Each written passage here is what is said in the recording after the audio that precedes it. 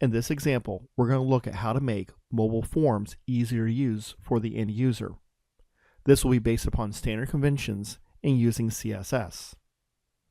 So here we have a basic form that's just laid out without any types of rows or anything else of that sort.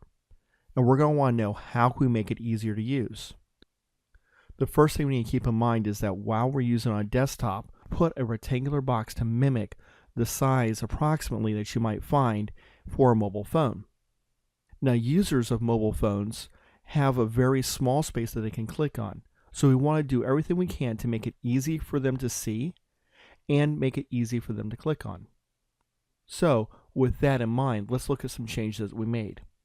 First, we have our basic form, and it's simply a collection of labels and inputs. Our labels have either a class of full or a class of yes, no, or YN for abbreviation. What we want to do is use this information so that we can lay things out a little bit easier. A label of class full or an input of type equaling text is going to get the following rules. First, we want to display as block. With that little change, we can reload and we see how it lines things up a little bit easier to see. However, we want to increase the size of our labels and our text boxes. That way, it's easier to click inside of them and start editing that information. So with that, we're going to also adjust our width to be 100%. Now when we reload, we can see a much larger area, make it a little bit easier to click on and get some feedback. Plus, our text is going to be more likely to be able to fit inside appropriately. We'll also want to include this for our select statements. So we'll simply come up here, and in reloading, we can see our select statement is much larger, so you can click anywhere in that drop-down box, and it'll bring up the appropriate OS selected method of handling a select statement. Now, select statements are good if we have a lot of options, but if we only have one or two options, we probably want to use a radio button like you see here. Now, a couple key things for our radio buttons. We want to make sure we use a label. By using a label, as you see here, when we use our for attribute, it allows us to click inside of the label and not necessarily have to click in that little radio button.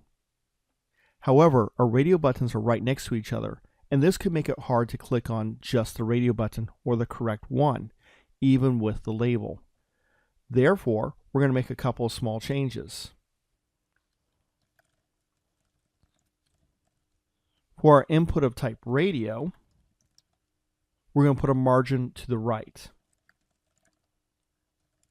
By putting a nice large margin, it creates some extra space to reduce the chances of us actually clicking on that. I'll also want to increase the padding of my labels so we have a larger area for us to click on.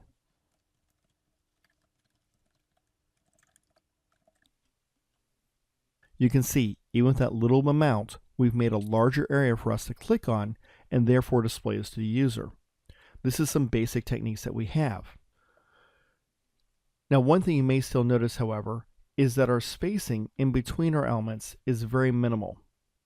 We have our label, our text box, a label, a text box, and it's very minimal spacing. So I could accidentally click on email, meaning to click inside the name box, especially if the user did not know that by clicking on the label, it allowed them to go into the text box. So this creates a little bit of a problem, and if someone starts right away, they can cause a problem entering wrong information into our form. So a quick solution is to apply a margin to our labels of type full.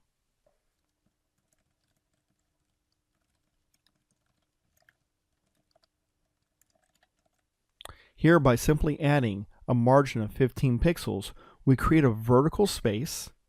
That way we're separating out our form elements. However, we keep the space between our label and our text box, or our label and our select box, very small. That way it's still easy to identify which it goes with. And by using a margin, we've created a physical separation so we can't accidentally click in it as if we had picked a padding. Now, the one other thing that you probably will notice is that right now we have kind of our default border. Now you may never have thought of this, but the default border for our text boxes, our select boxes, and such are all going to be inset. And this is not how we normally have it in a mobile environment. So we're going to come down here, and we're going to create a special selector for our inputs and our selects. And we're going to include our text area just to be safe as well in case we need that someplace later on.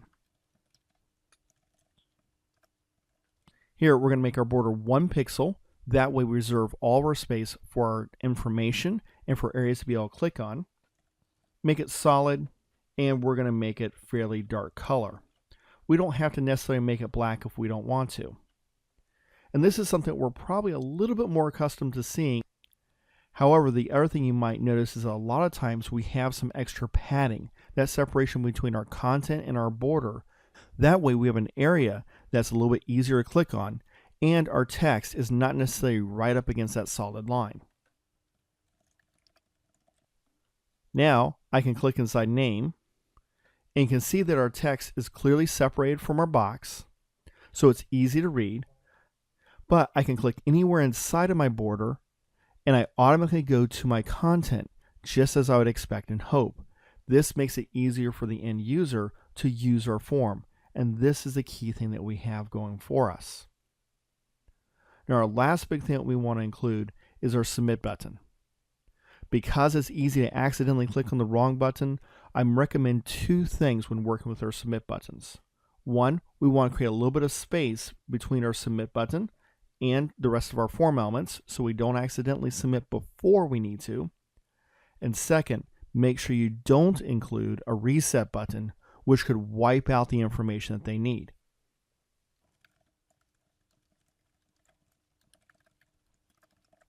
We're going to create our submit button that I just so happen to call send info, and now we're going to create our CSS for it.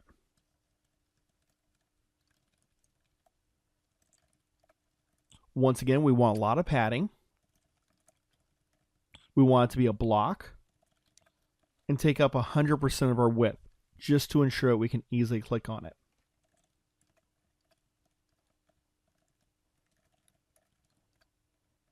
And we may want to have the color stand out for us. The last thing we're going to include is make sure that we have our margin for our top to be large enough so we don't accidentally click on it, but it'll still be easily able to be seen, such as this. And this is just a real basic way that we can look at. We can do other refinements to change things based upon the style and design of our form, things such as rounded corners, different colors, fonts, etc. But this example is just to show how to make the form more usable in a mobile environment. If you found this video tutorial helpful, please like and share it with others. If you want to keep up with other videos that are coming out, make sure you subscribe to our YouTube channel and like us on Facebook. That way you can get the most up-to-date information.